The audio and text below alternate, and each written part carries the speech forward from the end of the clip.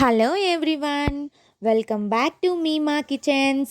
నిద్ర లేస్తేటి, నిద్ర వస్తేటి, నలుగురు వస్తేటి, నలుగురు కలిస్తేటి, మత్తుగా అనిపిస్తేటి, ఏదైనా మొదలు పెట్టే ముందుటి.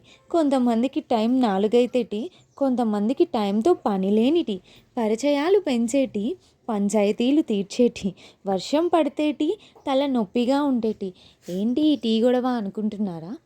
ఈరోజు మేము మా కిచెన్లో పాలకి టీ పొడి, అల్లం, పంచదారతో బంధం కలిపి నూరేళ్ళు వేడిగా ఉండండి అని ఆశీర్వదించి మేమైతే ఒక కప్పు టీ తాగేసాము. మీరేం తాగారో కామెంట్ బాక్స్లో కామెంట్ చేసేయండి. నాకు తెలిసి టీ అంటే ఇష్టం ఉన్న వాళ్ళు కాదు, టీ లవర్స్ మాత్రమే ఉంటారు, అవునా?